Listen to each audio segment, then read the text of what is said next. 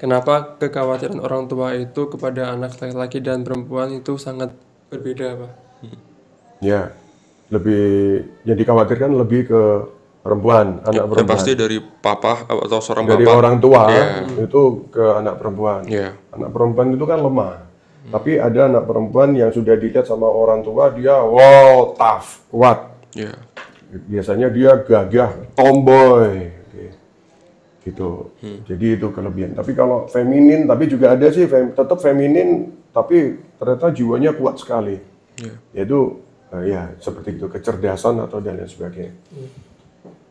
Kalau yang dikhawatirkan ya karena dinilai orang tua anak itu sudah perempuan, tapi belum bisa dipercaya untuk kekuatan. Nah itu jadi akhirnya menimbulkan kekhawatiran kepada orang tua, Iya.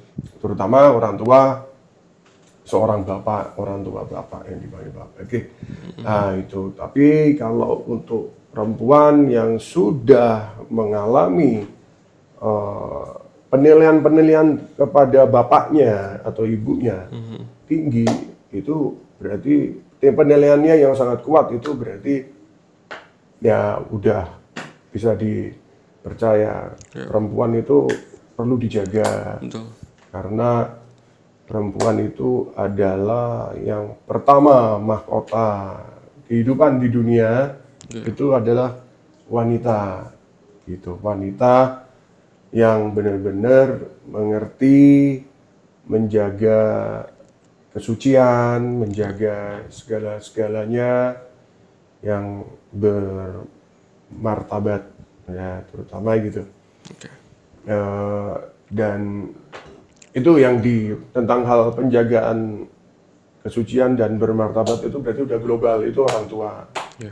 Terutama orang tua itu yang bapak, seorang bapak itu. Oke, seperti itu. Oke. Dan kalau tomboy itu udah namanya udah tomboy ya. Nah, susah. Bapak malah dari jauh ya aku udah percaya sama dia. Pasti kan gitu. Iya. Seorang bapak gitu. Betul. Gitu. Jadi ya. Bagaimana ya cara ini ya kita untuk parenting kepada anak-anak yang dimulai dari usia dini, itu dia diberi suatu pengarahan tentang ilmu kedisiplinan, ilmu mengetahui. Jadi kan bagaimana tuh mendidiknya untuk anak-anak usia dini itu, dia tuh tidak selalu diberi permintaan yang harus diturutin saat itu juga kan gitu. Ada kalanya kita harus mendidik bagaimana harus diberi suatu space kan gitu, suatu pengarahan agar dia tidak terbiasa dengan manja kan gitu kan, selalu diberi ini tepat waktu kan, itu kan akan efeknya kan kalau nanti setelah dewasa kan dia akan ya menuntut terus kan, harus selalu ada, jangan sampai nggak ada yang dia inginkan. Itu bagaimana caranya untuk bisa mendidik itu? Mendidik anak itu ini ya, pasti dengan baik, cinta kasih ya orang tua gitu. Tapi jangan berlebihan gitu. Ya, cinta kasih memberi kepada pendidikan, cinta kasih kepada anak memberikan materi. Oke. Itu tolak ukur. Betul. Tidak boleh berlebihan. Maka itu simpel aja. Kalau berlebihan itu tidak baik. Walaupun itu keluarga berada, apalagi yang tidak berada, sebaliknya. Jadi kalau tentang kebaikan dan kebenaran, segala sesuatu itu diukur dari ini pengalaman yang bisa dilihat dari pihak orang tua masing-masing, ibu bapak gitu. Gitu. Oke, misalnya dia sudah mempunyai anak banyak nih, 3 habis nikah itu dia punya 3 atau 4 atau 2 atau cukup 1. Dia mengamati perkembangan itu dan dia sangat hati-hati melihat, dan itu adalah kedisiplinan orang tua. Ini pantas nggak digini. Itu orang tua pasti akan mengalami seperti itu. Akan mempunyai ukuran-ukuran, langkah-langkah setiap langkah itu. Memberikan pendidikan yang berlebihan pun juga tidak baik. Segala sesuatu diukur. Dan orang tua, ibu bapak itu yang akan menilai. Oh ini mampu, ya udah diberi lagi. Oh ini mampu, diberi lagi. Tapi nanti pasti dilihat juga, oh jangan dia stop. Diukur, stop dulu gitu, karena orang tua juga menilai ini sudah terlalu banyak secara disiplin itu diterapkan kepada anaknya, kan begitu ya. Kan biasanya terus akhirnya muncul stop, kalimat stop ke hatinya masing-masing seorang suami dan istri itu. Nah, gitu. Itu artinya orang tua tetap akan mengerti. Di situ tindakan-tindakannya itu di situ. Kalau yang tidak diukur dengan penilaian ya, artinya loss itu ya tidak baik, itu nggak baik ya. Tapi biasanya kan kalau cuman punya anak tunggal gitu, ya mau nggak mau kan memang ya karena cuma satu kan gitu. Paling saya dimanja kan gitu. Kalau anak dua ya itu pasti ada satu. Iya. Satu ini, tapi orang tua pun juga akan mengerti ya, mengerti. Dan bagaimana sih kalau dasarnya mengerti itu kalau berlebihan itu nggak baik. Memberikan sesuatu apa yang berlebihan itu nggak baik. Nggak baik banget, itu bukan ilmu, malah bisa menjadi menjadi salah dan menjadi mudarat. Mudarat loh, itu menjadi mudarat untuk anak. Karena anak bukannya diberi arahan yang baik, pendidikan dan sebagainya, tapi dengan hal seperti itu. Iya, betul. Materi yang pendidikan materi yang diutamakan. Wow, nggak baik.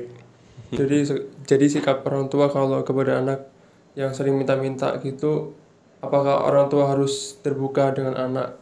Misalkan kalau anaknya minta ketika orang tua itu nggak ada uang, terus orang tua itu apakah membuka untuk apa nggak ada uang gitu. Nah, dengan itu apakah membuat anak itu akan menjadi sadar atau menjadi beban pikiran kepada anaknya sendiri itu?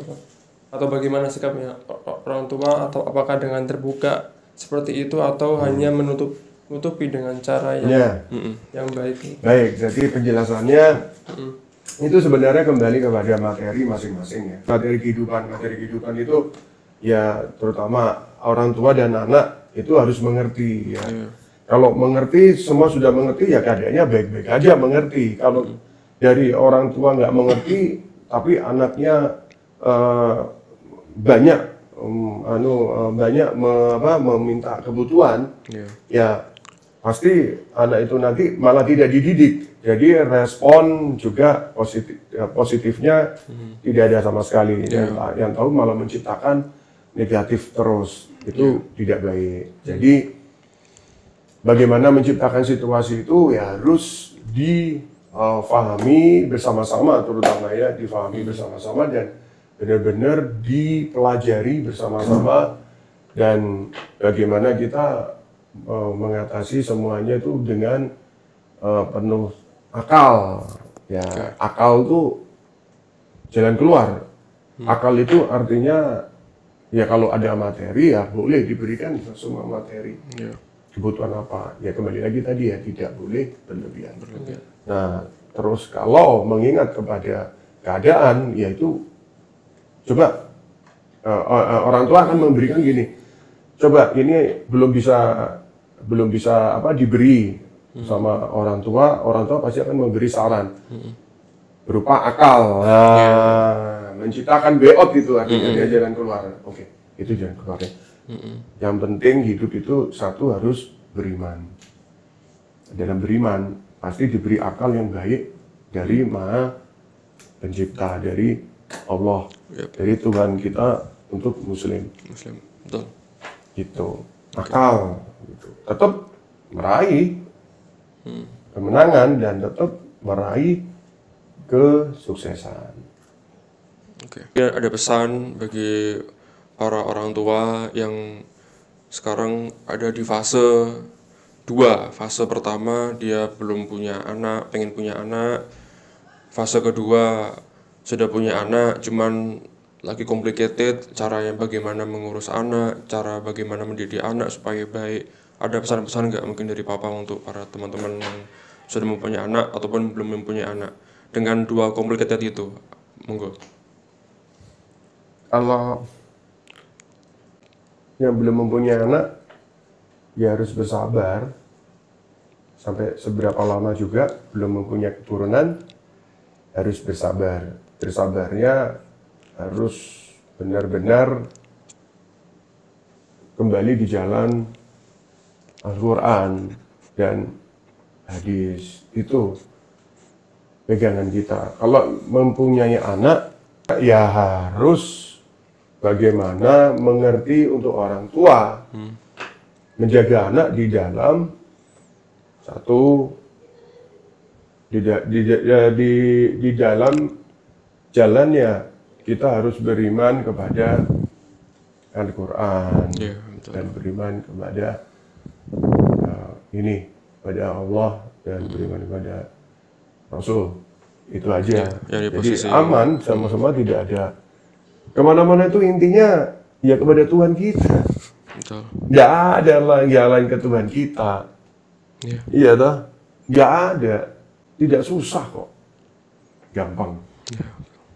Hidup bahagia atau sebaliknya. Tapi kalau dalam keadaan iman, tetap bahagia. Bahagia banget. Yang penting kita harus mempunyai pegangan, pedoman hidup, menjalani, tidak punya anak, tetap di jalan Allah dan Rasul, selalu mendekati ulama-ulama, ahli-ahli, ya, kiai, mendekati nyai, ustadz, ustazah, berpegang gitu. Kalau kurang bahagia, tetap tekun, tidak ada hal apapun. Kalau kurang bahagia lagi, ditunggu sudah apa-apa, ya sudah terpaksa harus mengambil jalan, mengambil banyak adik-adik yang tanpa ibu dan bapak, terpaksa. Nanti pasti tiba-tiba ada keajaiban terus pregnant, hamil. Kalau punya anak ya sudah, itu aja. Harus berpegang kepada ini, ya, jalannya Al-Quran dan hadis Rasul. Kalau tidak diajari tentang keyakinan, tentang kitab Al-Quran, jangan mencoba. Gelombang, share. Ya, na'udzubillah min dzalik untuk kalian.